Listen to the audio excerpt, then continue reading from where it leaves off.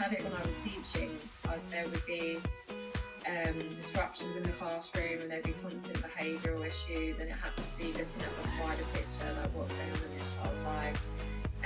Even just looking at what time of day it is, like is it that this child just can't sit and kind of get on with the work in the afternoon, but mornings are better. It's just like really breaking down ways to, I guess, try and reduce the disruptions, like working with the young person as well. Like, because not everyone can sit in school and do everything exactly the same, like schedule. There's just so many different. Everyone's just very different in the way that they learn and the environment around them. So it all plays a part in how behaviours show up. So it is interesting when you sort of look at it in that way.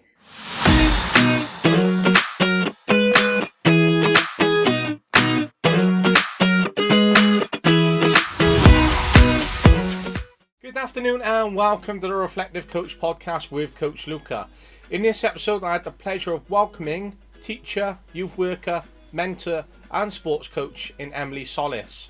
It was great to speak to Emily about her understanding of working with young people and how framing different sessions in different capacity and environments really suit the young people, support their psychology, their understanding, their needs, their well-being, how young people may differentiate compared from one environment to the other, how you can utilise other staff, how you can connect with them, creating sessions on their doorstep to really support them and what's going on, delivering sessions over a period of weeks which is helping you engage and overcome the barriers, especially when you're in that youth work environment.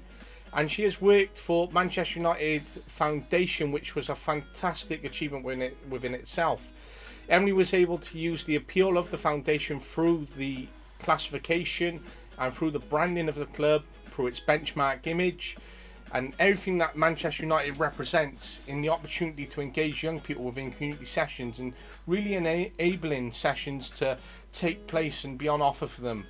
It was great that she talks about the types of behaviours around young people, finding out why and what's available to them, how it can affect them and how this may lead into different types of sessions, how it may prevent young people from accessing, and what really needs to take place during these sessions, so the kind of key support that is needed. Now, this is a very heavily youth work, community based podcast episode, so if you're a grassroots coach, which is always in the back of my mind, it's always a key consideration of how you can really utilise that community aspect which you have through your club, or the fact that you are operating in the community through a grassroots club, to really go out and provide that support, as well as listening to what other partnerships, networking and pathways are available for young people, and what other platforms and activities those young people are engaging with. Now, on the flip side of that, if you're looking to recruit and you want to work within the community and you want to create great opportunities for young people to engage in grassroots football and find a club, find a team and all of that, then go out and work with the local clubs that are out there. It doesn't matter whether it's a rugby program, a football program, whether it's the local authority sports development team. As long as you're engaging in a community sports program whereby young people are engaged, you're utilising sport as a tool to engage them. Now, you might go to a rugby session, you might have some who are not interested, you might have some who have never played football before, some that take part in rugby because that's the program that's out there, but they also enjoy football. So going out and trying to engage them and give them greater opportunities is really providing that benefit to the community as well as to the young people. You're giving them a platform, the foundation, you're giving them accessibility, you're creating partnership working in the local community. There's just so much you can actually do which stems a lot more than what you do on the grass and on the pitch. Now, I want to focus the podcast on a lot of my experiences and the experiences of those that I'm lucky to talk with. So we've had teachers on, we've had teaching assistants, mentors, youth workers, football coaches, ex-professionals, current professionals, and the list is going to go on and on and on.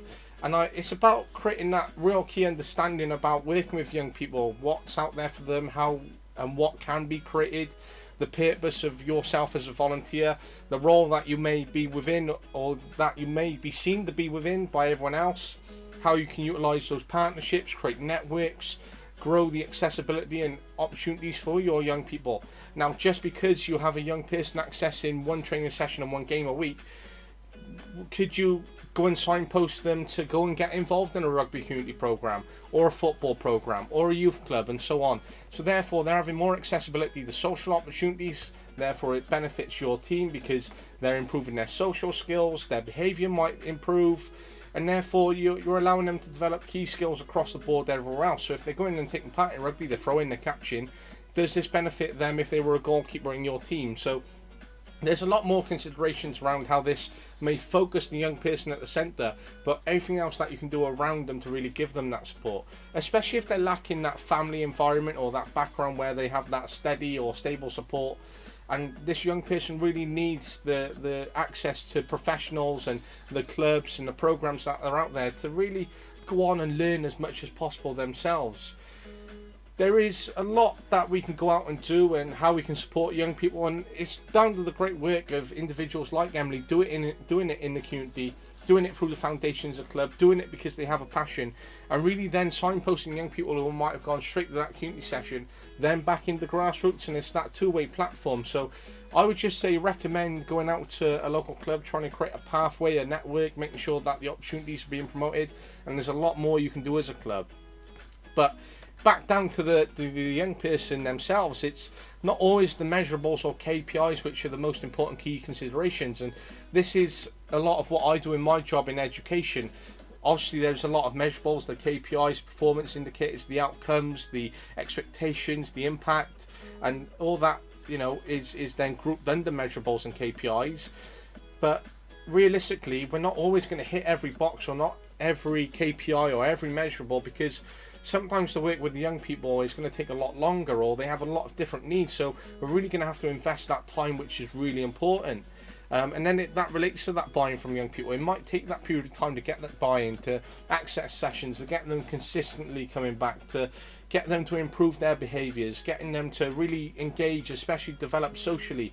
If they're not from a social background and are entering a social platform, then it's going to take time to really develop those social skills, to get them involved and be part of a team. And it may be a barrier for them and it may be a barrier for you because you might see negative behaviours, but just chip away literally by doing the work, and then you'll see those improved outcomes. It might be hard, it might be difficult, you might be like, I'm just a volunteer grassroots coach, but at the end of the day you're having such a significant impact on that young person, whereby in 10 years time, if you take them on at 6, they got bad behaviour, they got no social skills, then at the end of 16s you may decide to step away and they want to go into youth football, then they've got all those skills which are going to allow them to continue to progress because of the work that you put in with them, especially as soon as they've entered. And it may have been that difficult period, but you're giving them a long lasting effect, which is really something that they're going to take away, really remember you for, be thankful for. And even if they're not thankful for it, realistically you've had a big impact on that kid. And that's what we do as football coaches, and there's so much that we can do. We talk about engaging young people, how to engage them, community fundraising, being a youth mentor, using football to engage and then becoming that mentor, or being a mentor through football in that engagement. There is so much in this episode, and it was great listening to Emily, and she has so many different perspectives in terms of that youth work, that teacher, that mentor profile, that even though we are in football, and in the back of my mind, as I said, you might be a grassroots coach, it's about having these key perspectives, these key outlooks from other hats, and how that may look in other contexts, which you can really take away. I was quite big on taking my team into the classroom. I was doing a lot of work off the pitch. I was utilising online platforms to still engage with them through Teams and Zoom and online training and Q&As, and part of the podcast, which is where this has stemmed from. I was then wanting to give mentoring groups. They were learning. I wanted to give them homeworks, feedback, and just give them as much accessibility to sport. And that was just because of my passion, and that's something I wanted to do. But because of my experience, I had that insight in terms of what I could and had the ability to do, as well as then interlinking with those partnerships and so on. But because of that passion, I wanted to go away and do it. And that's not saying go and give them homework. That's just saying, oh, could you go and give them homework, or something to think about, or just a YouTube video to go and watch. I just think there's so much that we can do, and I want to maximise every opportunity that I have with my players. Now, that's why I want to get so many different perspectives, so many different insights, experiences, stories, and so on from all these wonderful people. It was great to have Emily on. I hope you enjoy this episode as much as I have. She was a wonderful interviewee, and I can't wait to have her on again. Enjoy it, get a pad and paper, keep building those notes, keep learning, keep having your own learning bank. You can subscribe, drop a like and drop a follow across YouTube, Spotify, Podcast Addict and Anchor. You can also find it on Twitter and LinkedIn. It's at TRC Podcast _ on Twitter. It is the Reflective Coach Podcast everywhere else. I'm Anthony _ Luca 96. I appreciate your time as always. You're in a fantastic position this week because you've got 2 episodes in such a short space of time as a knock-on effect of Easter weekend. But please leave that like, leave that subscribe. I'll really appreciate it. This is Coach Luca, the Reflective Coach Podcast with Emily Sollis. Just realised I did click on something different on my emails, which is why I was in Skype for some reason. But that's right, it's no problems. We got there in the end because I was sat there. I was like, oh, is my internet still dropped out? But it's fine. Oh, okay. Sorry about that. That's fine. It's no worries. We're sorted now. Good day. Yeah, it's been okay, thanks. Yeah, it's been a busy week, so. Oh, tell me about it. Yeah, glad for the weekend. Absolutely, yeah. No, it's been a hectic week. I know, like last week, back after Christmas was like first week back for me in school anyway. But this week's been much more busier and tiring than last week. Yeah, definitely. Last week was a bit of a struggle to get back to work after Christmas holidays, but yeah, it seems pretty full on already for January. Absolutely. I know my timetable is ridiculously full. Yeah, same. Yeah. Well, so, hopefully you get a bit of a break over. Do you get time off over the weekend or do you work? This weekend I'm seeing none of it. So we got this call tonight, which is probably the best point of my weekend. Then my mate's making his debut tomorrow for our first team, so I said I'll go and watch him play. Then boxing tomorrow night. Then I've got a game Sunday myself, and then it'll be Monday, straight to training Monday, work Tuesday, uni Tuesday, and then it'll be Wednesday night before I get a break. So. Oh wow, that is busy. What uni do you go to? University of South Wales.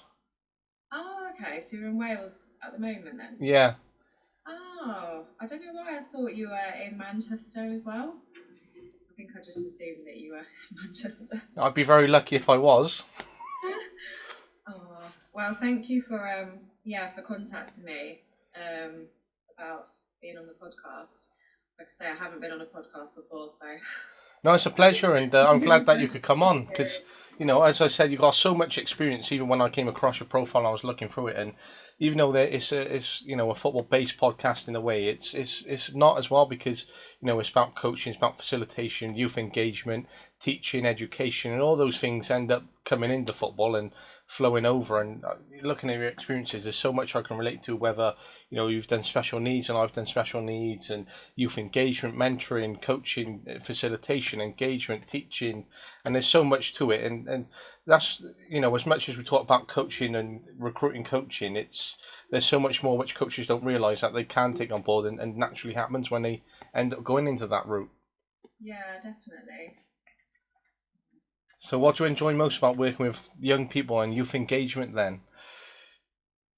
I do find it rewarding. I think when I was younger, I struggled quite a bit with lots of different things, and I worked with a few mentors that really helped me. And ever since school, I've just always thought I want to work with young people and be able to do the same for them. Just to have somebody outside of your family who's doesn't really know too much, but you can go to for help and they'll be there to support you. So I do enjoy getting to know the young people and being someone that they can come to for advice, that they trust. And yeah, just somebody that you can have a chat with and they can relate to you. And you're not when I was teaching, it was a bit more formal. The relationships have to be very professional. When you're working with youth engagement, I think you can be a bit more relaxed and obviously still have your boundaries in place, but I think it's the environment it's definitely more relaxed. Of course, obviously, I work in a school, but it's so fast paced, and when you see students speaking to teachers, the biggest thing that I've seen working with teachers myself is that they just don't listen, or because they've got so much going on and trying to rush the lesson, bounce here, and work with so many other students and so on. It's difficult then because they're trying to listen, but they're not soaking it up, so they're not really listening. And then that student then isn't really receiving the support, and it's hard because the system is failing kids right now, I feel, and that's why it's so important for you in terms of the other work away from school. But you know, just sitting back and listening, and it'd be amazing if in education we had the time to afford, you know, hours per child every day, because that's what they need at the moment. Yeah, definitely. I used to find that quite frustrating when I was a teacher, that I just didn't, there just wasn't the time to actually give to each child that they needed. And you had to get on with all the other maths and English, all the other tasks that you needed to do. Whereas working as a youth mentor, I have got that space where I can just get to know the young people individually and outside of a school setting as well, where it is a little bit more relaxed. Yeah, so I definitely, yeah, I agree with you there. Yeah, of course, because there's so much affecting a young person, you know, just in their home lives, or whether it's friendship groups, and then they can come into school, they're under pressure from education, and you know, straight onto them in terms of attendance, then a uniform, then exams, then straight into a routine, and it's such a difficult day for them to go through. But then when it comes at the end of the day, and you think, right, eat, sleep, repeat that over a 5 day period, plus homework, plus home, plus them playing sports if they're potentially doing that, or you know, anything else that goes on, by of course they're going to reach a snapping point. Yeah, yeah, there are, I can see the young people are, they've got so much on their plate at the moment with exams and then thinking about after school, finding a job, just dealing with everyday things that young people have to deal with. So it's a lot for them to like carry and not have that space to really go for advice or for guidance. Absolutely, and when it comes to working with young people in that sense, then obviously you might work with a wide range of young people. So you might have, you know, additional learning needs, and you might have those who are not engaging it in school programs, those who are maybe low attainers, those who are struggling with mental health issues, and there's obviously a wide variety that you're working with, and it can be really difficult to re-engage those and overcome that and be in that position. But you know, when you say you know it's rewarding and you can re-engage a young person back into it, it makes a world of difference to them, because you know that you could carry on and that could be your career path, and 10 years passes by, but in 10 years for that young person they're going to remember, oh, do you know what, Emily got me back in, and for that is such a big impact. Yeah, I think that is one of the things that I sort of that motivates me, I guess, to do the work that I'm doing, that you are making a difference and you might not realize it, but there are things that they remember, and actually just turning up to the sessions is like means something for them because you're showing an interest in them, and they might not have that in their everyday life, might not really have even anyone asking them how they are or how their day's been. So yeah, even the small interactions are still meaningful. Absolutely, and that's what it's about. Even when in coaching, I know I speak to a lot of coaches, and when I think of myself as a psychology coach, not like a tactician and all Yeah. this. Because when it comes down to it, I actually care about my players and I care about the people. So you know, when they come up to training, or sometimes we're in a game when the game's gone by, and where, you know, for example, we were 4-0 down last week, and then I'll just turn and just talk to the players, because it's like, right, we've lost the game, there's 20 minutes left, unless we got a miracle to score 5 goals here now when we make all these changes. Just talking to the players and going, right, let's address the game and take away what might be frustrating them, and then talking about, oh, what did you do yesterday, or how's this week looking, that can really set them off in going, right, there's a great relationship there with the coach, and it's more than just a game, and that's so important, just to have those little conversations. Yeah, definitely. Yeah. Yeah, it's really interesting, and you know, especially with the young people that we work with. For, you know, I know where I work in a behaviour unit at the moment. It's only just been invested in a new school as part of transition that it's going through, and it's been a new provision that's in its third month of running. So I've literally had to get running in terms of a new provision that not even SLT had sort of a strategy for. So it was quite difficult when it started with. But I was working with a young person this week. And she said to me, "Sir, why do you keep on to me about my work?" I said, "Because I actually care about you. I want you to do your work well." And sometimes, as I said, you know, when a teacher can be on top of a student all the time, they can snap. But there Yeah. is that good point where you know that you can be onto a young person, and you're getting through to them. You're knocking down that wall. And I Mm. reflected on it later on in the day, and I was like, um, if she's saying that, she's going to actually remember me for going, you know what, Sir actually badgered me about my work, he actually cared. And Yeah. she started off going, Sir, I don't care about education, I don't care, I don't want a job and all this. And then an hour later she goes, what qualifications do I need to get here? I was like, right, I've got you. Yeah, no, definitely. Sorry, as you were talking, my mind just like flitted to something else. But it does, I think, because young people think that they feel like we are on their side. I think teachers, sometimes there can be a bit of a feeling that the teachers are against them or not really understanding them in the same way. But it does surprise me how many of the young people I work with that are in year 10, year 11 just they're not taught in school about CVs, applying for jobs, life after school, and how to deal with like the challenges of that. And yeah, it really shocks me because a lot of the time I'm working with thinking about their goals for the future, what they want to achieve, and even just how to know where to look for a job, or just things like that that are quite, I guess you feel like you take that for granted, that it's quite straightforward. But yeah, it does really surprise me there's so many things that aren't being taught at school. And I guess that's what a lot of the youth mentors role is, to deal more with the life skills and what you need to do to get through after school.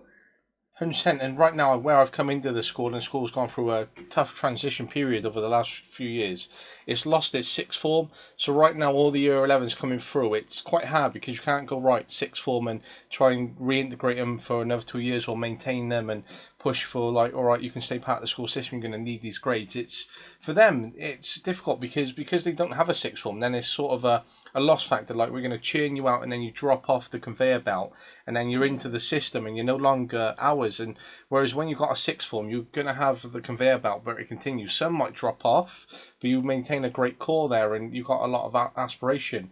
But the ones who drop off, obviously go to college, look for jobs, might not end up in that route, and end up in life somewhere at other point. And but it's hard in that sense because you haven't got then that goal at times for them to aspire to or go, I can still stay part of that system. So at the end of the year, we're going to lose 250, 270 students. And it's like, right, they've just dropped off, but they're not equipped, they're not ready, they've not been mentored to go out there. And we're expecting all these young people just to go through a system, sit their GCSEs and be ready for whatever's next. And that's difficult. Sometimes we need to literally hold their hand and go, right, this is college, this qualification, this is job. And because it is so scary being a 16-year-old.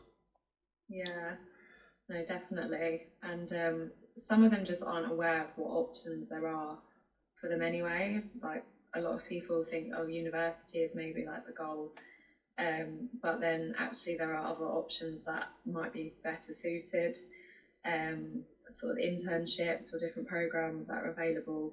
So I think, yeah, I do think that's true, that you feel like they're kind of out of your care once they leave school, and then that's it, and they just have to get on with things for themselves. So I think definitely, yeah, with the young people I've been working with, that's another reason why I find it rewarding, because I feel like it's preparing them for skills that are going to help them a lot in the future, not just for now, but just throughout their life.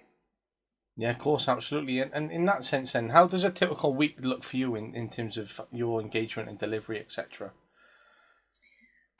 So I have a couple of different roles at the moment, which you might have seen. So I work for a charity as an events and community fundraiser, and then I also do the youth mentoring, which is a few hours a week. Typically, it's one evening, and it's at the community football session.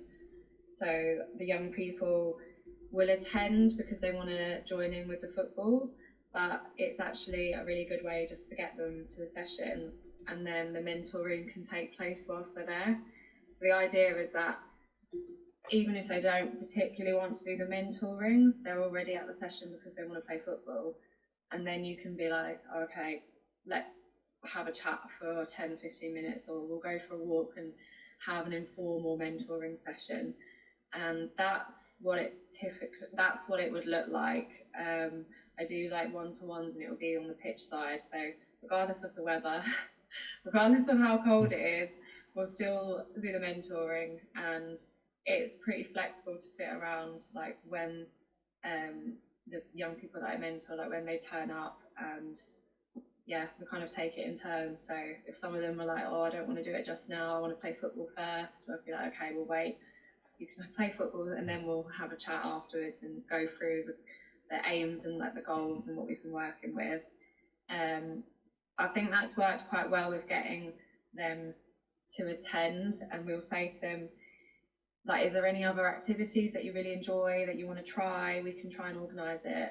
And we had a graffiti artist attend one of the sessions, and he did like a graffiti art workshop, but for some of them they hadn't turned up for a few weeks, and we had full attendance on that session. So it's trying to be creative and thinking of other ways to get them to attend, rather than saying, oh, you have a mentoring session that you need to attend.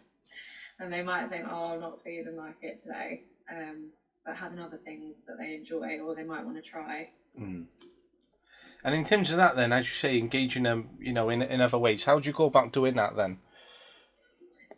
Do you mean, so getting them to turn up to the session? Yeah, because that can be quite difficult, as you say, because, when we look at different communities that we work with, how diverse it is, whether, the young people can be low attainers and, might not be good at sport, or the variety of different needs in every young person, but just getting them to a session can be difficult. But how would you go about maybe breaking barriers or getting young people into your session, for example? Well, where the location is quite central location to where they live, and we are able to help with if they're not able to get there, so looking at if they need help with transport, so trying to reduce the barrier to them actually getting to the session.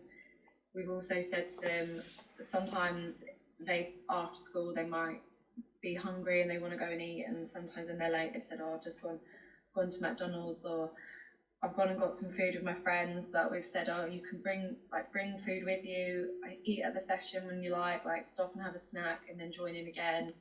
If they've got extra work that maybe they've I've got homework, I've got revision to do, again we've said if you want to bring it to the session, one of us to go through with you and help you with any extra work that you've got.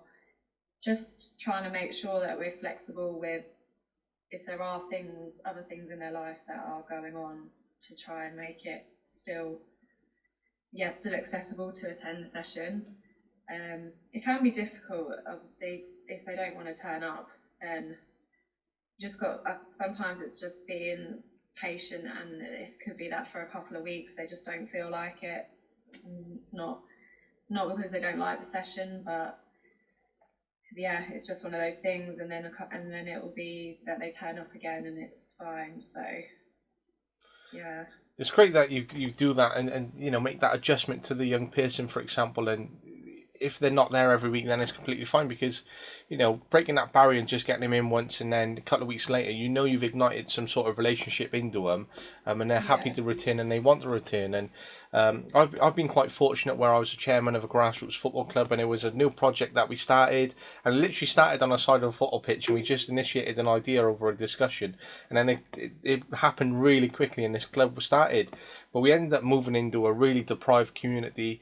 Luckily I worked in both the high schools in the area.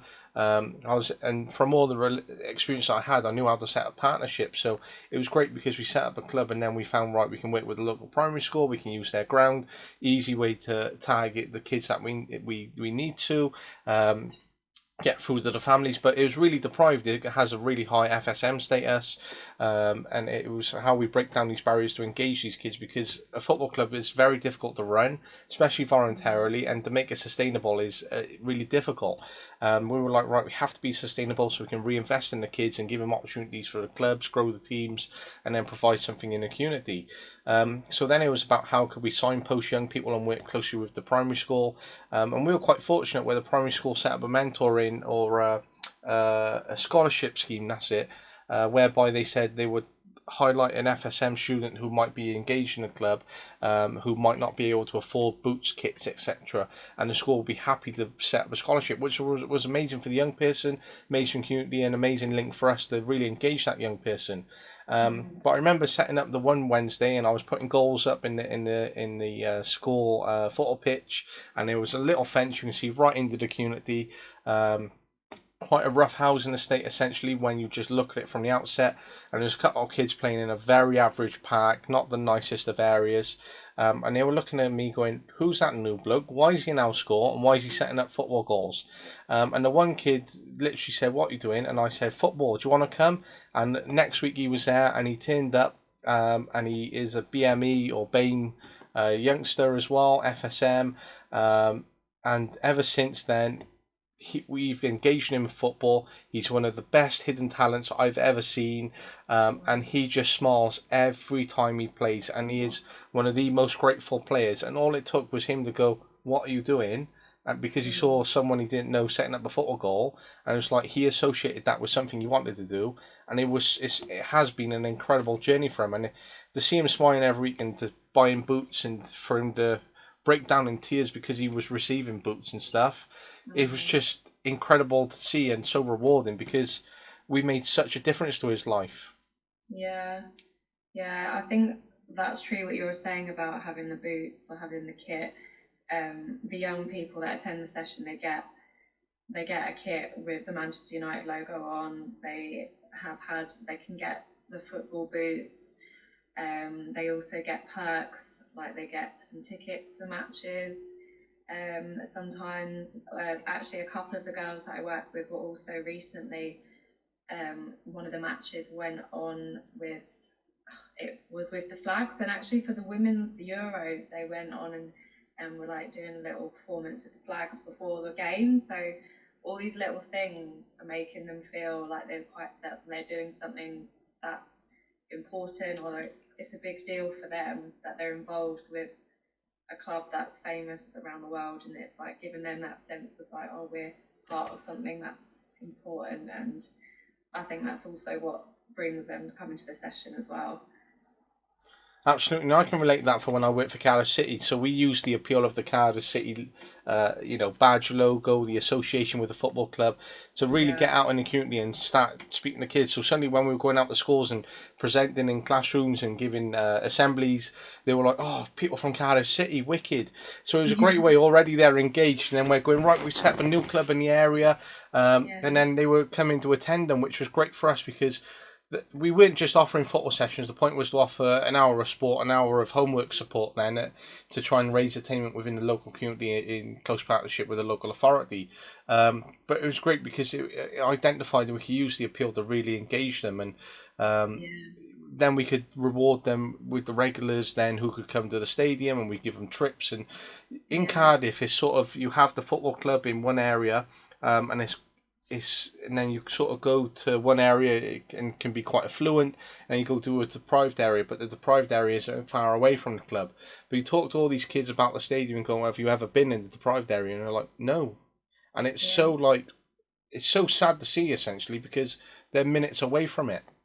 Yeah, definitely. They do workshops as well at Old Trafford, and that's another thing to get them right, well, you can do a tour of Old Trafford, and then the workshop's going to be held in one of the suites, and that's like a real incentive for them to. It was an anti-crime workshop, which was really important, and it was very interesting. And I think if you'd have said to them, this is a workshop that's being held, they might have been like, oh, not probably, I don't know. But having it's going to be in the stadium, I think it really makes them be like, okay, yeah. And once they're there and they've listened to it, it is going to have an impact on them more than they might have realised beforehand. So yeah, definitely, like, agree with what you're saying about having all these extra things to kind of bring them to what they need, what would help them.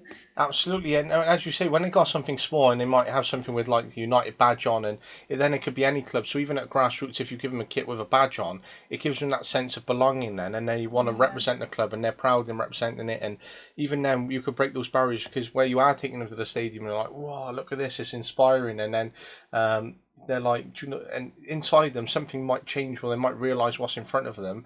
And even if they might not become a professional footballer, they're like, right, I could be a coach, or I could go and play semi-professional football or futsal. And then they're like engaging with Emily and going, right, how can this workshop benefit me? And that's why it's so important to have mentors and break those barriers and to give that inspiration. It doesn't always have to be, a Muhammad Ali speech, but just going, look at this, and sometimes it just ignites them. Yeah, definitely. And I think I can act as the middle person for asking them what experiences, or what, even just doing a bit of work experience, like how can the club or the foundation help these young people to get work experience that it will help them with a future employment, and then they can say, oh, I'd like to try this, or they want to get involved with some kind of tournament, and then I can just feed back to my manager and say, this is what the young people are interested in, and that, yeah, I guess I can communicate that information, which, because I'm spending time with them and getting to know them and getting all this information, I can then pass it on. So yeah, it's definitely helpful to hear from them, but individually. Yeah, and it's great that you feed it back as well, because sometimes a young person might say something, then it doesn't get relayed back in terms of, the changes or things that they want to see or what might engage them. And sometimes we're too busy thinking, right, we can initiate this, we can start this, but then it isn't exactly what the young person needs or wants. And sometimes just having someone in the middle, as you say, like yourself, and it could be an assistant coach, or you might have a parent committee who can help, or a representative, or you might even have an older player who can be an extension of the coaching arm who the players can talk to, and then relay that information. I know I keep relating it back to players. I've got a football hat on here. I really need to take that off, but yeah, and it's important to have someone that they can just talk to relay that back to, and it's fascinating the kind of work that you do, because it isn't easy, and sometimes, as I said to you on message earlier, you might want to walk away from it at times because you're like, oh, it's been such a difficult day or such a difficult week. And you're like, right, I could just go and not have this pressure, or not have, the hassle from a young person that they've given me. But you don't, because you end up loving it, because you want to engage them, you want to make a difference in their lives, you want to give them opportunities which isn't apparent right now. And I can relate to that a lot right now, and utilize a lot of my experience and a lot of the contacts and other experiences that I've had to go, right, there is this service in the area, this is going to work better for them, rather than trying to get them behind a desk for 8 hours a day. And there's so much more that we can do in terms of the wider community in that sense. Yeah, definitely. I think as time's gone on in the role that I've had, it's got easier in a way. I feel like the beginning of it was a lot more challenging, because it was building that trust, and it was quite difficult at first to really be able to get them to sort of open up, or just to have a one-on-one, even just to sit and have a chat one-on-one was a challenge, because it was like they just didn't really want to know.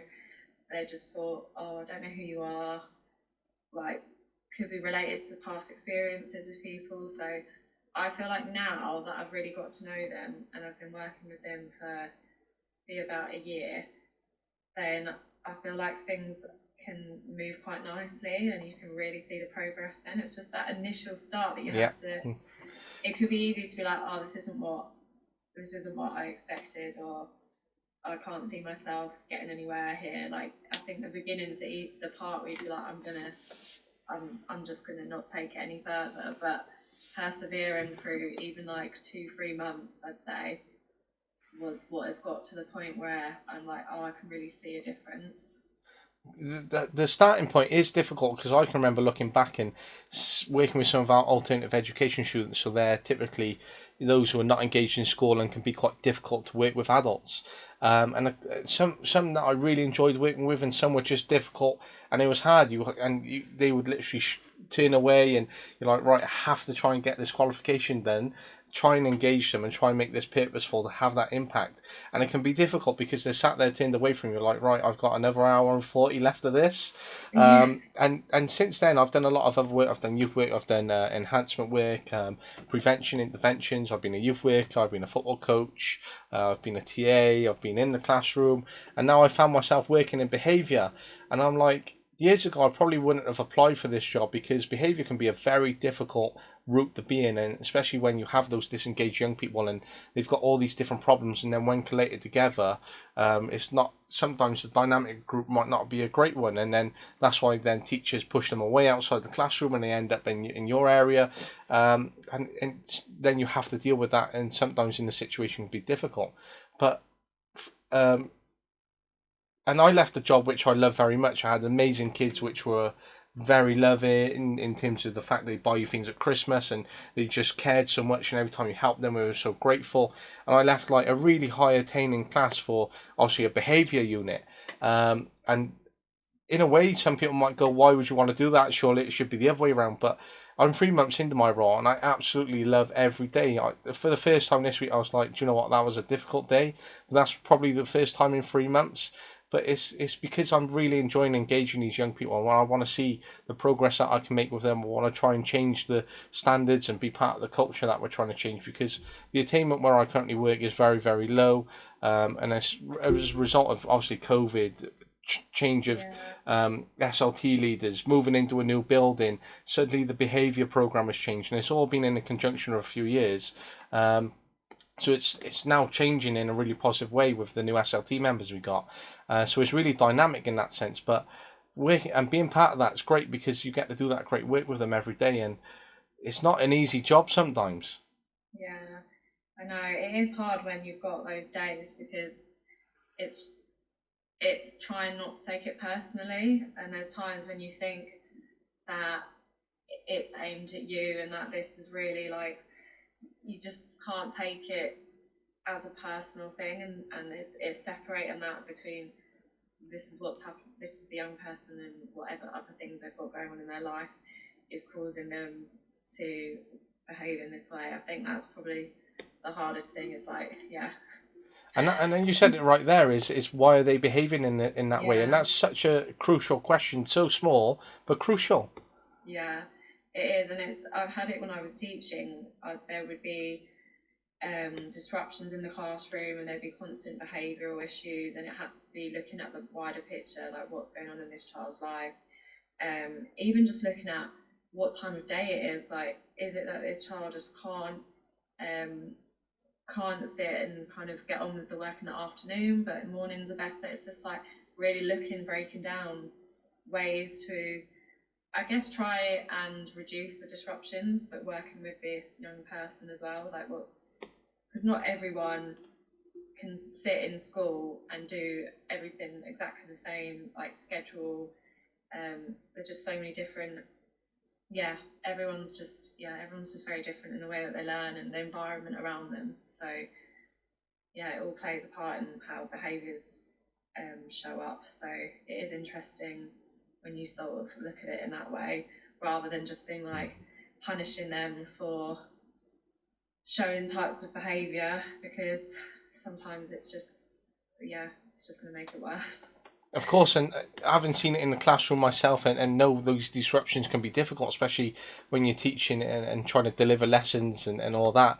And I know that when I had a football team and we took on a player and he has very challenging behaviour, and it was quite difficult to manage in the football team because he was disrupting the rest of the football team, and it's how you manage that disruption to make sure they're learning and maximising, because then suddenly they're not enjoying it. You might lose players, you don't want to lose players, and then parents might start asking you questions like, but we're one club, we're one community, we want to keep you all together, so I'm not going to get rid of this problematic child essentially. I want to keep him, and I want to really do this impressive work. So he's looking at the other players going, do you know what, they're really good footballers, I want to play with them. So then he was asking the questions, how can you play with them, how can you improve your behaviour, and you see the way that you react sometimes and the way you are with them, you're breaking down relationships. So suddenly they're not going to start inviting you to things or not bringing this in. And it led to some really great work whereby we ended up having parent engagement meetings quite regularly with the parents. The mum was fantastic, constantly giving us phone calls to have support, and she was really on board with it. And we had to then change dad's behaviour to really engage with us and come on board in terms of our culture and environment, which was expected. It was challenging at first, and it had to initially lead to a ban for him, but then it ended up working out really well, whereby we could reintegrate him and bring him back. We had to ban him a few more times because it got so bad where the opposition were complaining, and there were borderline safeguarding issues in that. But then when we were able to reintegrate him, we were very lucky in terms of how supportive he became, and we had to break those stigmas that were attached. And the child was having a difficult life at home, and there was so much more. I was like, well, we're not just going to send him away from a session, we're not just going to go right off, we're not going to red card him, we're not going to send him laps. There has to be objectives for him, and we have to make it purposeful for him so he can keep playing football, and then we can use football as a tool to try and improve his behaviour. And you could go, right, that's a school thing, that's a home thing, but I was like, this is so much more right now because we're looking at a young person. This is much more than the game of football. So it ended up taking up a lot of my time, but it was one that I really wanted to invest in a young person because I was like, right, they've come to this football club, they've moved around 4 clubs already. He's 11 years of age. I'm like, right, he needs that continuity, he needs that stability. So how can we work with them rather than just go, right, there's a ban, find another club. Yeah, definitely. That sounds really good what you've done, the work that you did to get him involved again, and to be able to work with his family and have other people on board, so it's not just you that is trying to figure stuff out. So yeah, that sounds like it was really worthwhile that you were able to put all those in place. Thank you. But yeah, no, it was definitely worthwhile. It was difficult, but worthwhile. And as you say, then engaging the family, and we were quite lucky. He had a family to engage, and they were on board. And it was difficult at times for some of the young people that we work with, and as you mentioned earlier, they don't always have this, family member or someone in the background to support them. And then it's difficult because how do you give them, sanctions in terms of, right, this is your behaviour, there has to be something at this point, because we have behaviour and that's how we work with them, and how we do the interventions, preventions, and how we don't want them to escalate. But if they do continue escalating, there has to be a point where we go, right, there is something in place as a result of this, where they might have to miss a training session because it's just escalated so high at some point, and you can't tame it so much. You can only tame it so many times before you have to go, right, this is in place. But then if there isn't that stable background or parent, etc., then it's a very loose area to try and work with. And as football coaches, that can be difficult, especially parents coming on board very voluntarily, and they're just taking on a team because maybe their child's playing, or they've been asked to step up, and then suddenly they're dealing with behaviour, dealing with engagement, they're trying to increase recruitment, and it's a difficult one. Yeah, no, it is really difficult if you haven't got that family connection that can get on board with what you're trying to work towards as well. Definitely has another barrier to the engagement, and it is how you can lose some of the young people that you work with, because you're trying your hardest to do what's best for them, and if you haven't sometimes got the family to speak to and work with, it can be hard, and the young person might just end up just eventually not coming back to the sessions. And it's kind of the thing that you want to avoid the most, and do everything you can in place, but sometimes it can be, it's another challenge. It is definitely challenging, and when we work in this kind of world, sometimes obviously, if you're working for the foundation, obviously you can be quite lucky where you can be funded through a club as big as United, and at times we were quite lucky that we were funded by Cardiff. But a lot of the youth engagement programs come through funding, come through sources, and looking at how many numbers are engaged to keep that source of income coming, which then funds your jobs, funds workshops, funds different programs, etc. And then it becomes such a difficult place to work in for ourselves. And if we look at ourselves when we're in that sector, and it's like, well, no wonder we're losing so many staff, or we're losing the skill set because budget is so tight. And that's why the importance where you come in terms of fundraising, and they might go, right, there's a bit of budget for that and we can do this. And that's why it's so rewarding then when you get to do it, and because it's a sort of benefit to you, but then it's also benefiting the young person as well. So it's a win-win really in terms of what you do. Yeah, I think the two jobs that I have, it's with two different organisations, but it's given me an insight into, one is the direct working with the young people, and then the other is sort of behind the scenes fundraising, looking at how to be able to raise money to carry on providing the services that are there. But I was able, actually, one thing I did recently with the young people that I work with was kind of get them to merge together the two charities. So I work with the charity that supports young people with Down syndrome, and then the foundation have got a football team for people that have additional needs. We met up with the head coach there, and he was able to have a special football pitch just for our members that have Down syndrome, and it was actually, it was really nice to see, because what we were talking about earlier, when you get the kit and you have the logo, it was the same thing of feeling like they were playing in where the old Man United training ground used to be, and it's like huge, it's massive, and the fact that they get to wear the kit and they turn up, and it makes them feel like, again, like they're part of something, which if you've got an additional needs, a lot of the time you can be excluded from sports teams, even at school. You just haven't got the opportunity to really feel like you're a part of a team. So yeah, being able to do that, I feel like was one of the real highlight that I've had of working for the two organisations. Yeah, being able to kind of merge them together. And that's great, because sometimes, as much as we are organisations and you can merge them together and do that partnership, even though they're directly impacting young people, and you might end up sharing the same young people or same geographical area, it sometimes can be difficult, because one is pitting off against each other, because they want their numbers, they need their numbers, they're trying to get this funding, they're trying to get the same funding. So it's incredible that in the kind of work that you do, if we look at it when we flip it back to the operational elements in terms of the work that you do, because I know that I've been in there myself, and it can be a difficult place to be sometimes, but that's incredible that you have merged them together, and it just shows the importance of the work that you're doing, and it's great that you were able to do that. Yeah, definitely. I think there can be an element of competition within charity sector, because, like you say, everybody wants to get the funding to do the work they want to do, and everyone's got really good causes. So it can be a bit like everyone's fighting for to get these opportunities. But yeah, to be able to sort of work together and not have that was, yeah, definitely has been a real highlight, I'd say, of some of the work that I've been doing within the charity sector. So yeah. And you've got a great mix, obviously, charity sector, fundraising, teaching, youth mentoring, youth engagement, and there's so much that goes on.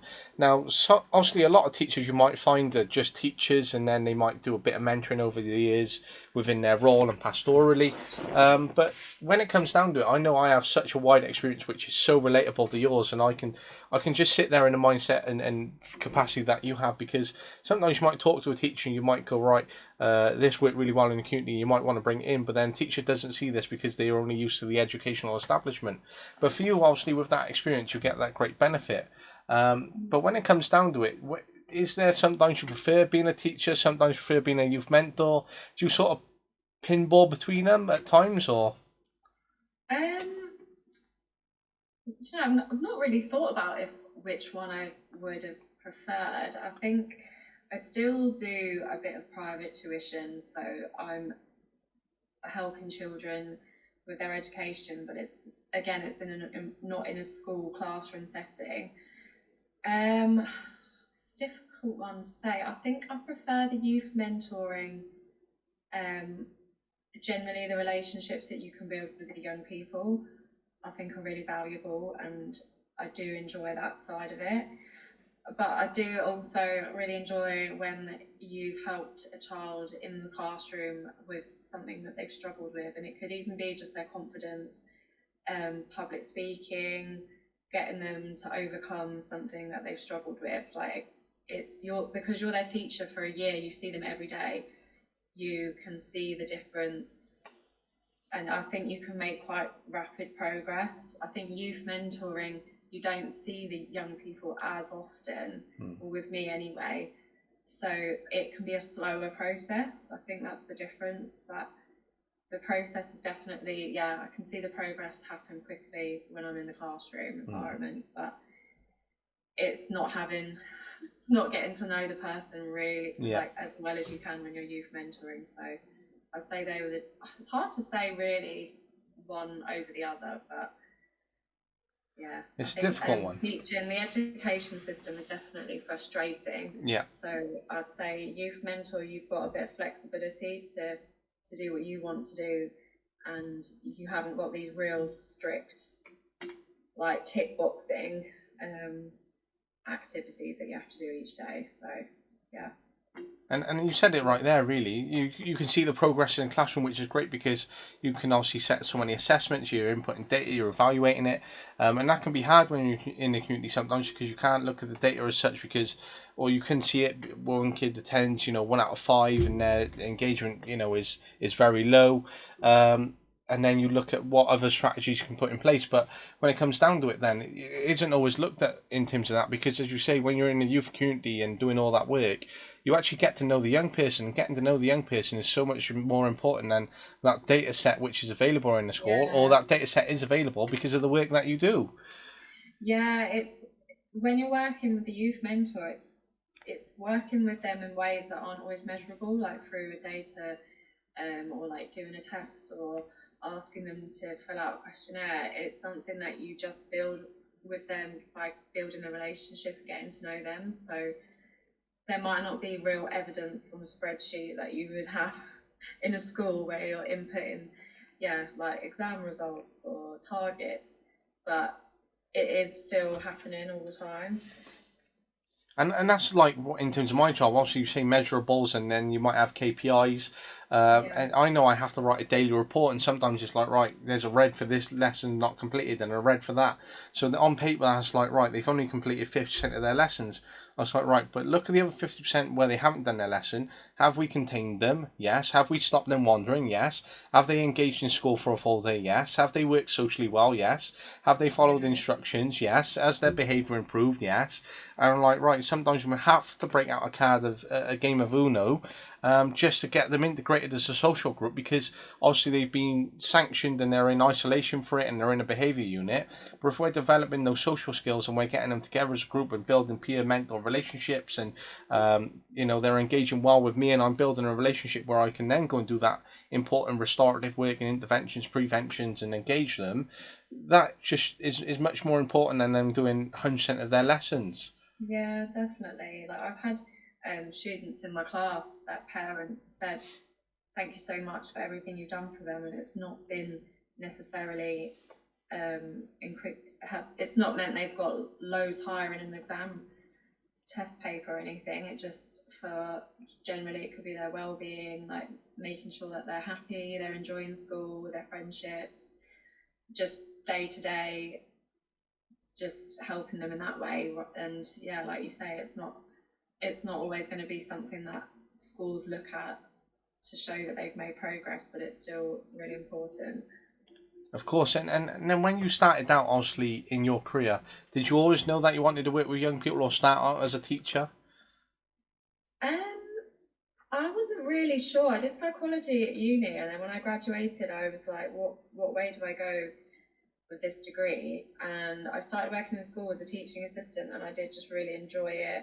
I really liked being around young people, helping them, and I liked some of the subjects like the art subjects, and you did a bit of PE. It's a bit of variety there as well. Yeah. So then I just decided, yeah, from there I was like, I want to do the PGCE, and just went from there really. And that's incredible because sometimes you can fall into it and really enjoy your work with young people. And it's great that you've gone on to be a teacher, done your PGC, and then you've done fundraising, youth engagement, and you've had an incredible journey since then. But sometimes, you will get people who will go, right, I want to be a teacher, I want to do this. But I know I always wanted to be a football coach when I was younger, but at times that fluctuated where I wanted to be then a police officer, then a judge, and then I ended up doing a bit of sports coaching at 16. I thought, you know what, I love sports coaching relates to football, but I'm currently studying for my degree, and then I'll do a PGC to be a teacher because that's what I want to do long term. For a while, and then I'll do a bit of lecturing and hopefully coaching full time. But since then, I wouldn't be where I am now working in behaviour unless I started off sports coaching, which is a strange one when people think about it that way. But there's so much that we do for sports coaching, which has led me to do ALN in terms of additional needs and going and supporting those people, and then doing intervention, preventions, youth work, behaviour, and everything that I'm doing now, which is all stemmed from sports coaching. Yeah, definitely. It's interesting how you can start off with one job and then it links in and you end up going down a slightly different path. But I think once you've got that experience of working in a school and working with young people, it just opens a lot of other doors to doing other things, like you say, with coaching, or with the charity sector, or just there's loads of other opportunities as well. Yeah, of course, and I got a couple of years left before I finish my degree, but I know I could jump into being a partnership and policy officer, for example, or I can go and do something in terms of fundraising, as you say, and there's so many other things I could do until I'm ready to be a teacher, and it's great because then, as a teacher, I'll understand young people better than someone who might just have gone, right, sixth form, uni, PGC, NQT, and they'll learn it along their trade, but sometimes you'll get those teachers who aren't prepared to do everything around it in terms of psychology of understanding the young person, because they're looking at their KPIs and measurables and just want to teach. And everyone's each to their own, but when we look at the young people that we work with, you sort of fall out with people at times because you have the young person at your heart, and then you become attached to them because you want to break all these barriers surrounding them, you want to impact them, and then sometimes you fall out at times, and that's just the way of the world. But it's amazing in terms of the work that you do, and it's so fascinating. And I know, we've just sort of skimmed the top of it and just fallen into a general conversation.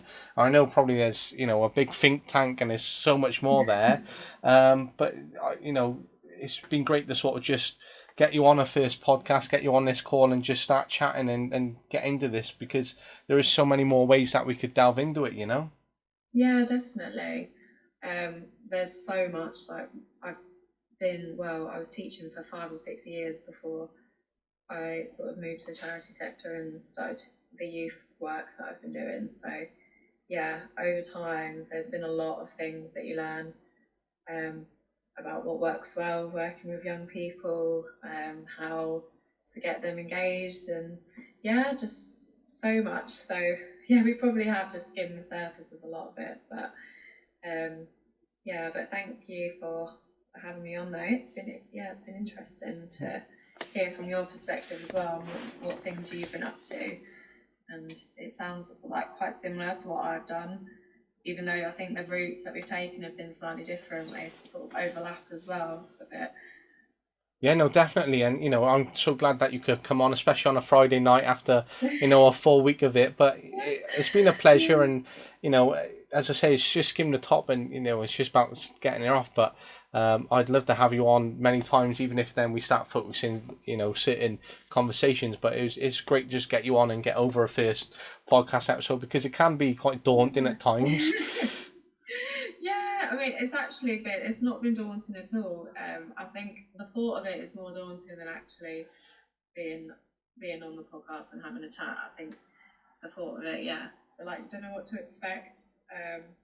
But it's been a nice end to the week that I've had. So so thank you. Well, I'm really glad, and I'll drop you a message in a bit, but I hope you have such a great weekend, and thank you so much. Oh, you too. Have a nice weekend and enjoy your time off when it comes around. Hopefully, yeah, but no, thank you very much. Oh, no, it's nice to meet you. And you, lovely. See you soon. Bye. Bye.